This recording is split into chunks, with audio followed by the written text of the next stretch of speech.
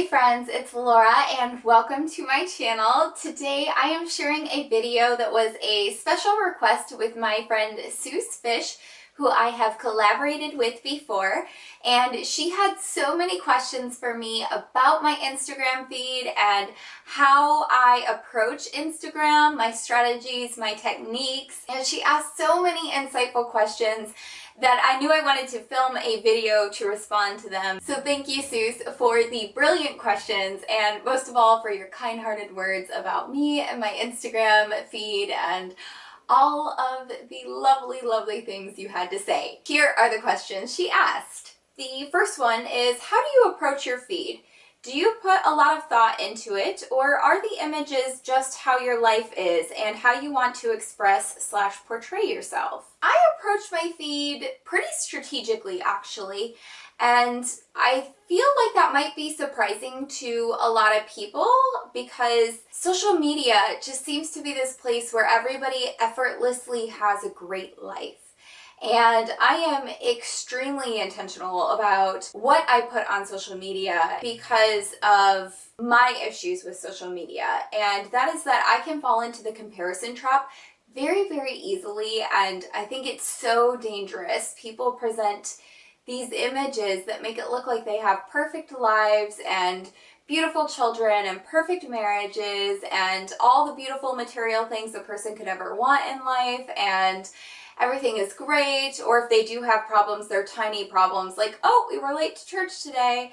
And I feel like it does not do justice to the other humans that are taking in their content. And because I fall prey to that comparison trap very easily, I always want to be really intentional about what I put online and how I'm portraying myself.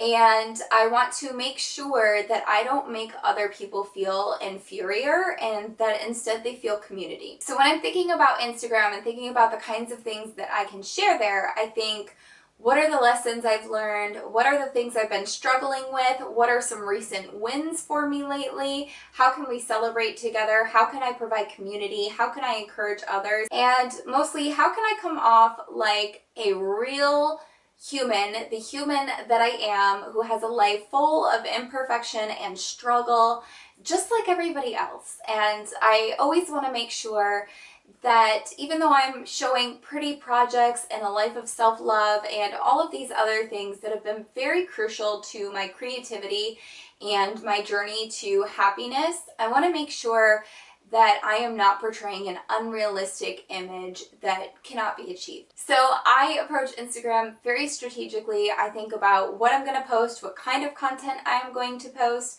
and how I can relate to other people instead of show off to other people. Question 2, does Instagram feel like another form of creativity to you, or is it more about sharing yourself and your life? Both. Instagram is a creative outlet for me. I like to share my creativity there and inspire others, as well as inspiring, encouraging messages about life and self-love and all of that goodness. So there definitely is a creative aspect to it, and I like to arrange my pictures in a way that I think is aesthetically pleasing to me, and I like to edit them in a way that I find aesthetically pleasing. So yes, there is a bit of creativity there, but it's not just about sharing my life. More importantly is sharing my purpose. I feel like my purpose is to use creativity in a way that draws other women in community with me and encourages them and lifts them up and makes them feel more normal for their struggles that they're going through, that makes them feel more encouraged to pursue happiness amongst the struggle and to live in a way that they feel creatively fulfilled, and most importantly in a way that they feel like they are not alone.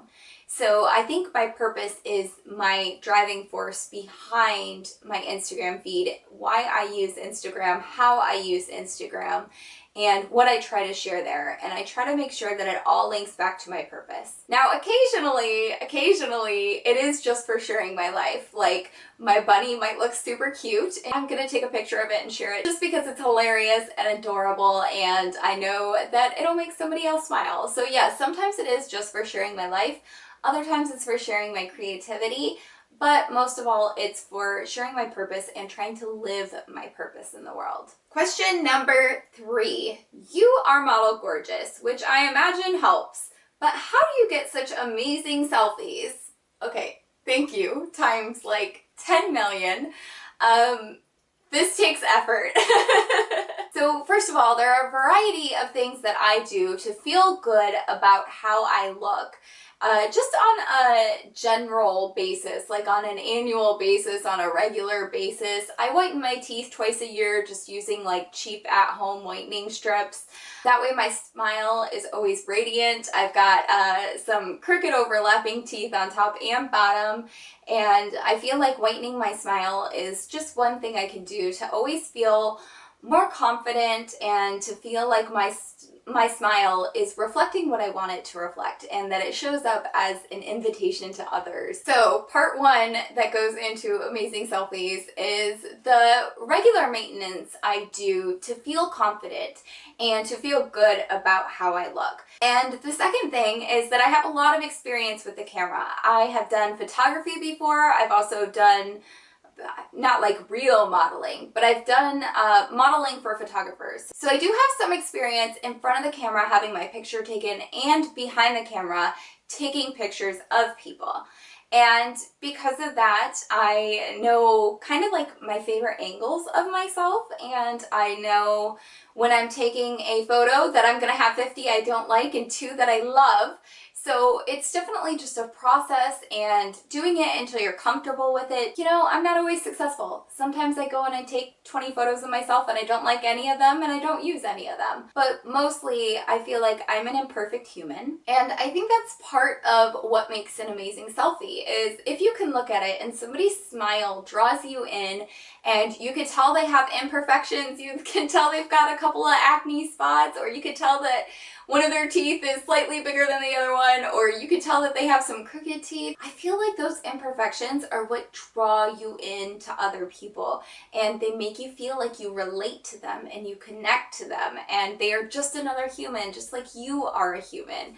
And so I try not to let the idea of imperfection hang me up, and that helps so much. Like, if you just take a photo of yourself and you think, I look like a human, like a regular, average, normal human. It's good enough, you know? And if you go into it with that mindset, you're usually gonna find a photo that you like, and most of all, you're going to put an image out there that other people connect with. Question number 4, I've noticed you take selfies both with makeup and without. Can you tell us about that? I think this all goes into what I was talking about earlier.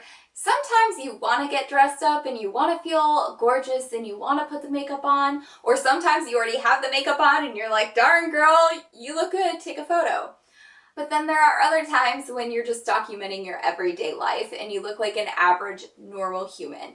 And like I said before, I think those imperfections are part of what creates community instead of the feeling of competition and feelings of comparison or inferiority. And because I struggle with those feelings myself when I look at somebody's feet that appears to be perfect and they appear to be drop dead gorgeous or have the perfect life, because I struggle with that, I don't want other people to struggle with that when they come to my feed. So I try to balance the image I portray of myself. And sometimes I look bomb, you know, sometimes I got all fancied up and I feel amazing and I feel like I look great and I take a photo.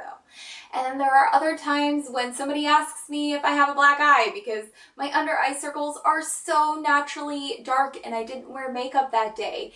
And you know, both images are true images of me. They are me. And so I try to do both because I don't want to just portray the gorgeous, unrealistic. I also want people to know I'm very average and it takes effort to achieve this. And on a normal day, I do not look perfect and I am not perfect. I try to balance it both out by taking images with makeup where I feel great and images without makeup where I'm showing who I actually look like and what I look like on a regular daily basis 98% of the week. So that is kind of why I do both, and also because I feel like if you can't take pictures of yourself without makeup, you know, there's definitely some confidence and self-love issues that need to be worked on, and I've done so much in my self-love journey to achieve some kind of self-acceptance. And granted, it is a journey, it never ends. This is a lifelong thing that humans are constantly trying to achieve and never fully realize.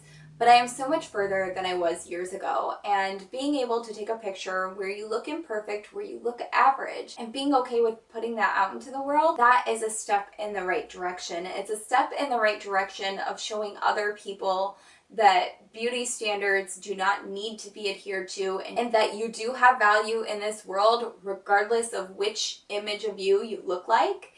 And you know, I feel like taking both kinds of pictures is good for you and for other people. So I do both. The fifth thing that Suse asked me was, your feed is a lot more varied than many crafters in terms of showing real life stuff as well as projects, which I personally love.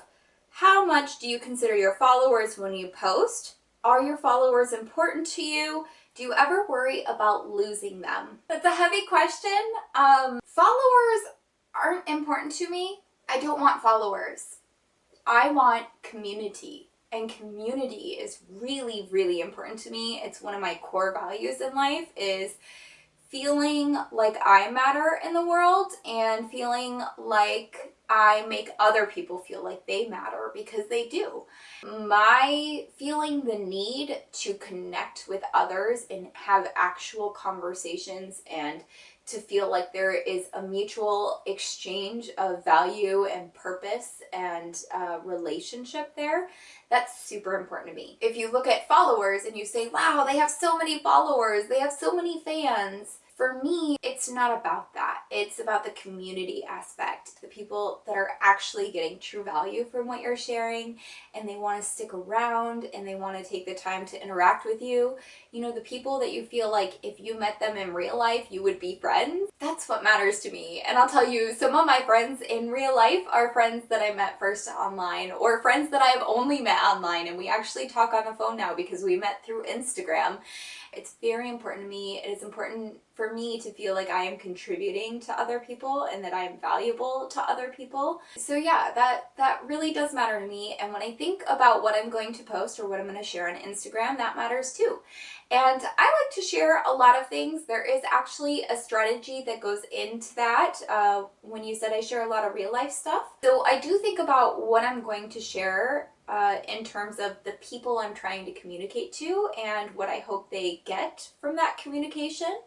I do try to show both real life and creativity and myself and all of the different aspects of life that make me who I am and that are important to me. I just want to make people feel like they have a friend in me, because they do.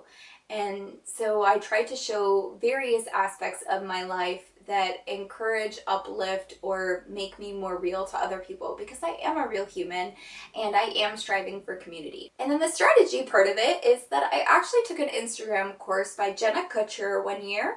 And not her course, I took one of her free webinars. And she said, it's really good to have like 5 broad things that you share and then to interchange them throughout your feed. So that way people have a little bit of variety when they come to your page, and it's not just one thing.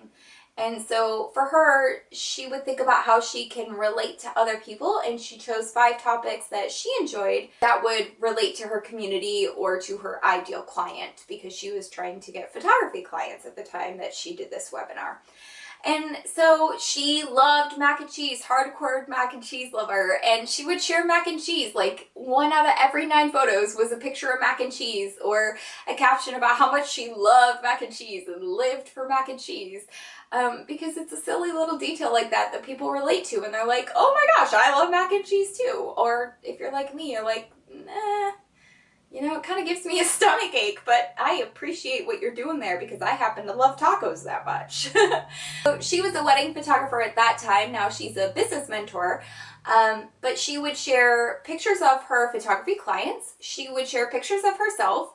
She would share photos of her husband, photos of her dog and their house that they were renovating, pictures of mac and cheese. She had like these 5 topics that she would cycle through on her feed, and it just gave people a more holistic sense of who she was, you know, like you actually got to know her as a person. And she recommended that in this webinar that I went to. And I thought, wow, there's something to that. Like, you're pretty brilliant. And so, you know, I try to do that. I definitely have an idea on my Instagram page where I don't want it to be all crafting, because I want people to relate to me and have community with me. I want them to feel encouragement and all that other good stuff. So I think about the community I want to create and the message that I want to share, and I try to think of different things I could share from my life that help portray that same message. So yeah, I share lots of different things there, and thank you. I do that on purpose. And then the last part about losing followers.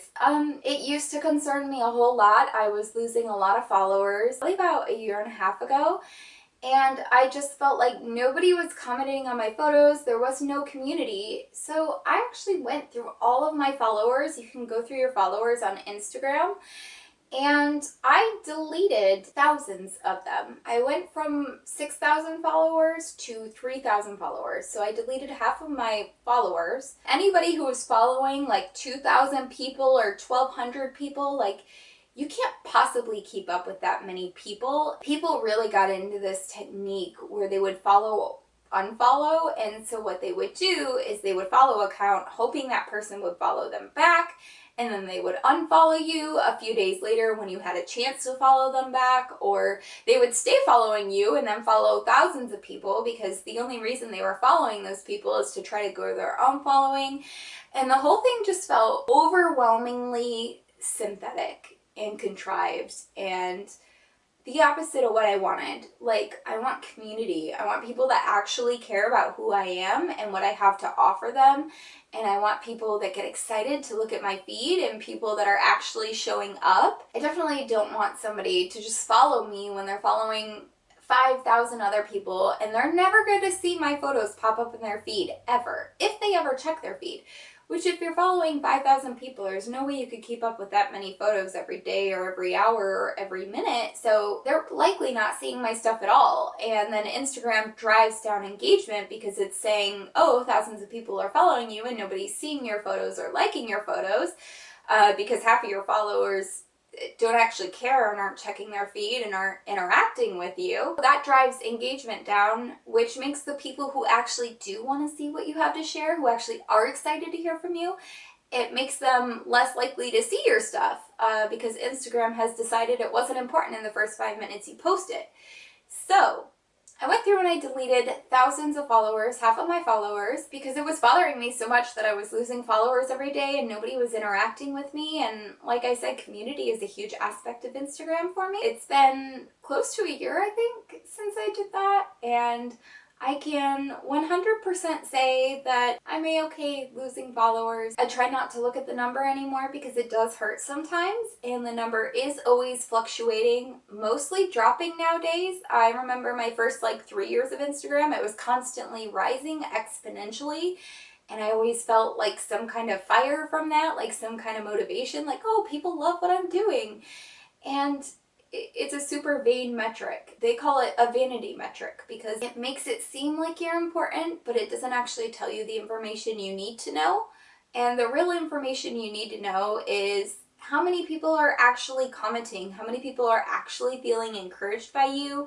Are you actually accomplishing what you want to accomplish on social media? For me, I want community. So I try not to think about the number of followers, and instead I think about the community that I have with those followers. I would rather have 70 people showing up feeling validated and encouraged and like they have a best friend in me than having 10,000 people who never see my posts, who don't care what I have to share, who are only there to grow their own following, that sort of thing. So I try to look behind the number because that tells you a lot more than what the number does. Question number 6 that Suse asked is, are you ever tempted to post images that you know will bring in the likes? How does your feed affect or relate to your sense of self-esteem and mood? Do you post more when you're happy, low, excited, etc.? Does it affect your mood? Does your mood affect how much you post? Am I ever tempted to post images that I know will bring in the likes? No. And that's because I truly have no idea what will bring in the likes these days. Honestly, I could post one picture of a Project Life spread and it gets 160 likes. and then a week later I post another picture of another Project Life spread or even the same one and it'll get like 10 likes. I have no idea what content people are seeing or why they like certain things that they like, because sometimes my message is the same from one photo to another, or the creative inspiration I feel like is just the same. Depending on when people are on their feeds and actually seeing your photos and taking the time to like or comment your photos, I think that influences those metrics a lot. So for me anyway, I haven't found that there is one particular thing I can share that will bring in likes. So I can't use that strategy because I truly have no idea. Something that got a lot of likes last week might get no likes this week, or something that did really bad last week might do really well this week. So I just try to share in a manner that makes my feed look aesthetically pleasing to me. You know, just hope that the message I'm putting out there catches, you know, the attention of the people who need to hear it most. So no, I am not tempted to post images that I know will bring in likes, because I don't know what will bring in likes. And does my feed relate to my sense of self-esteem or mood? Not my self-esteem, but definitely my mood. Sometimes I get really discouraged with Instagram. I went through less than a year ago and deleted half of my followers. I deleted more than 3,000 followers because I felt so discouraged. I felt like nobody was interacting. I wasn't getting that sense of community that I used to have on Instagram when I had way less followers. And I really missed that sense of community, that sense of belonging, that sense like you actually matter and like what you're sharing is actually reaching people and it's what they need to hear or see that day. And so sometimes I do get in a funk and I post a lot less, and I might go a couple weeks without posting, or I might cut back to only posting twice a week instead of, you know, every day. Or goodness, a few years ago I used to post several times a day. It definitely relates to how I'm feeling in terms of, am I getting back from Instagram what I'm putting in? And I feel like I'm always going to put more effort in than the reward I get back. But social media is kind of dangerous in that we're all looking for some sort of, I guess, validation. And I think even the most well-grounded people are searching for some kind of validation. It's just a part of human nature, and it's something that we struggle with. And we want to feel community, and we want to feel like we matter, and we want to feel important. I think that affects everybody. And the most important thing is to remember you have a goal for sharing online, and you need to remember that goal. And if it's, you know, to get tons of likes and follows and you're not getting those, then maybe the effort you're putting in isn't worth it to you anymore. And maybe focusing your efforts elsewhere will get you that goal that you're trying to achieve. And for me, because I'm trying to achieve community and I want to contribute to other people and I want to feel like we actually interact with one another, because that's what I'm seeking. A lot of times I look at Instagram through that filter. Am I actually reaching people? Are they actually feeling encouraged by what I'm sharing? Is the message I'm trying to share actually getting through to anybody? Is anybody commenting? Is anybody seeing it? And sometimes if that answer is no for a while, I will definitely cut back on what I'm sharing to Instagram, and I will find ways to get that goal through other means. So for instance, YouTube the last year has been way higher in engagement for me than Instagram has. And people actually take the time to comment on my YouTube videos and let me know like, oh, hey, I loved that project you share. I feel so encouraged right now. Or, oh my gosh, I love this. Please share more. And having that sense of community where people are actually seeing and they actually care and they're actually benefiting from what I'm sharing, because that is what mattered to me in creating community. And I was finding that community on YouTube and not on Instagram. I would cut back from sharing on Instagram and I would share a lot more frequently on YouTube. So for me, I just try to look at my goal, and if I'm achieving my goal or not definitely does impact the measures I'm taking. And so yeah, I might post less on Instagram if I feel like I'm not getting that community goal that I wanted on Instagram. Number 7, you clearly have a gift for this medium. Do you ever see yourself working professionally as a social media content creator? Thank you for thinking I am gifted in this medium. I think yes and no. I've definitely seen it before. If I look at my resume, it's something I've definitely done. I've been on a lot of design teams where I contribute images and product photos and project photos for them to share with their people to, get other people interested in their stuff. I've absorbed enough education on the subject. I think I am capable, and I think I might enjoy it depending on who I was working with or for. But on average, most social media content creators and managers don't make very good money. Like, you're looking at $10 an hour, maybe $15 an hour. There are people who make way beyond that, but they are few and far between. Most people don't make very much money managing social media accounts for other people or creating content for them. I just found that honestly, the kind of money that they were offering wasn't worth the effort to me. Like, I don't want to trade hours of my day building a community that's not mine for $10 an hour. So yeah, I could see myself doing it if it was for the right amount of compensation. And if it was for a company that I felt brilliantly about or an individual that I super loved. So I wouldn't rule it out, but I would say that I have tried it in the past, and to me it hasn't been, the time for money exchange hasn't been worth it. I'd rather have my time than the amount of money I was offered to do that kind of work. So I think I could, but I don't think I would. Question number 8. What are some of your considerations in terms of color, content, style, etc. when you are deciding what photo to post next? So, brilliant strategy to share with you here, a technique that I use. I use something called the Later app. And it is a free app, or at least I use the free version of it. There's also a paid version of it if you post more than 30 times a month. And what you do in the Later app is you upload all of the photos you're thinking about posting, and you schedule them out on a calendar, and then you can rearrange them to get a feed that you think is appealing. And it actually shares like your 9 most recent posts in Instagram attached to that feed, so you can see the photos you're thinking about posting next, how they look next to the photos that you've recently posted, and you can rearrange them. And I definitely take consideration into the types of content I'm sharing and the colors and all of that good stuff. I try to get a good balance. Definitely good for strategy and making sure that your feed is aesthetically pleasing to you.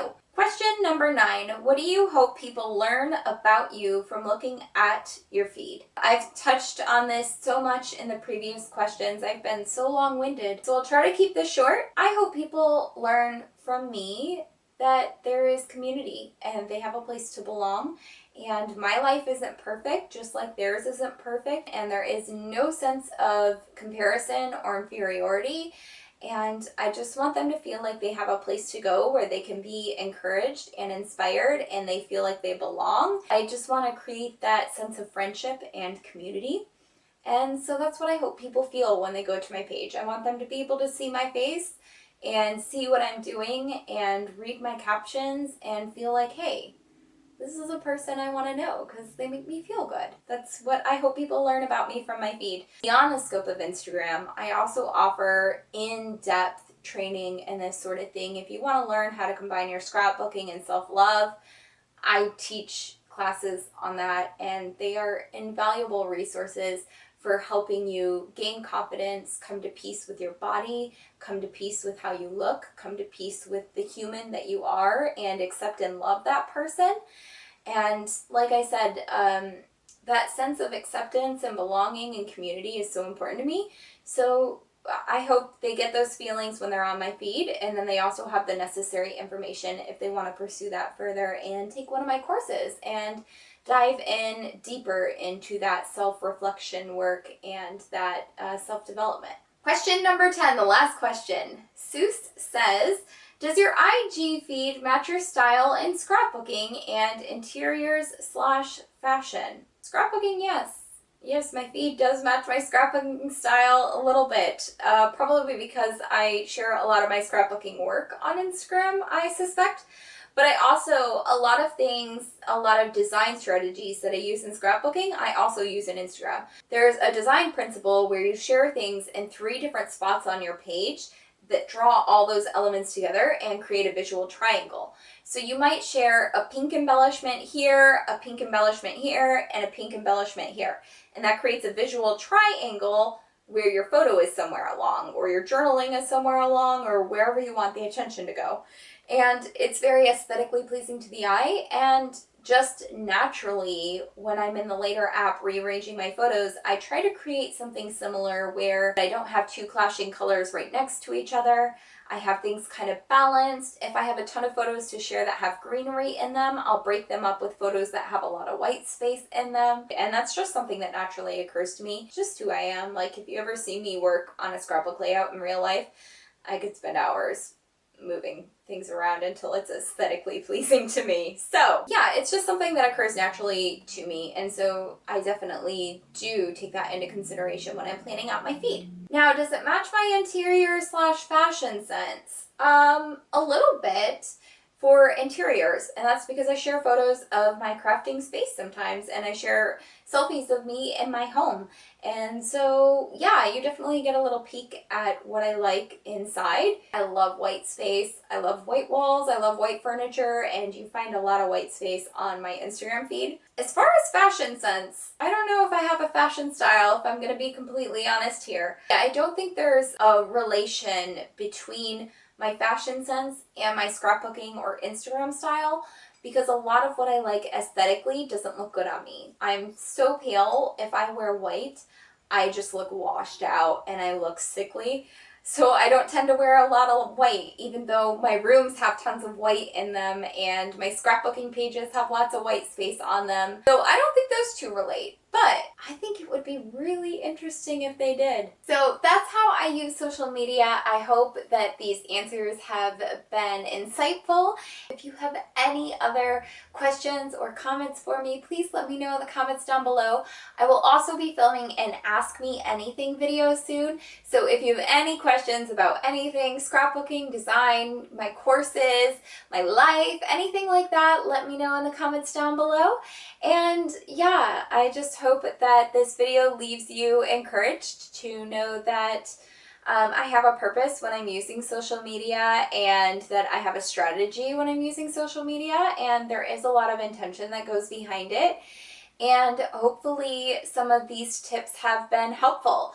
Again, a quick list of the resources I referenced. Jenna Kutcher's How to Use Instagram webinar was extremely insightful for me a few years ago. It was a free resource and really great for helping me decide what kind of things I could share to share the message that I want to share. And I also love the Lighter app for rearranging my feed in a way that I find aesthetically pleasing to me. And the Color Story app, where I have bought so many filters to help make sure my photos are bright and airy and conveying the tone that I like my feed to have. And that's the very strategic side to what I do. And then of course there's a lot of heart that goes into it too. Suse, thank you so much for these fantastic questions, and most of all for your kind-hearted comment to me and all the lovely things you had to say about my Instagram feed. It makes me feel like I am building a community over there, and people are seeing what I'm doing and it matters and they want to know more, and that is such a delightful feeling from somebody who desires community so much. So thank you for that. If you guys want to check out Suse's blog, I will link it down below where she's doing this interview with me. She is brilliant and I adore her. We've collaborated before on Bible journaling videos, and her blog is just a fantastic place to go to feel encouraged and normal. She talks a lot about simple living, minimalism, spirituality, and scrapbooking, and those are all things that I am finding ways to incorporate into my life and that I feel very strongly about pursuing, and I just love what she's doing over there. Her blog is fantastic. So I will link her blog down below. Yeah, I hope to see you guys again soon. Thank you so much for watching this very chatty video. Leave me a comment with any questions or comments that you have. And most of all, I hope that you feel inspired, encouraged. Thank you for watching this video. I love you. Subscribe to my channel so you don't miss any of the great things I'm doing. I will also link my Instagram down below if you want to check that out so you can reference all the things that she was asking about. And yeah, I will catch you guys in the next video. Thank you. Bye.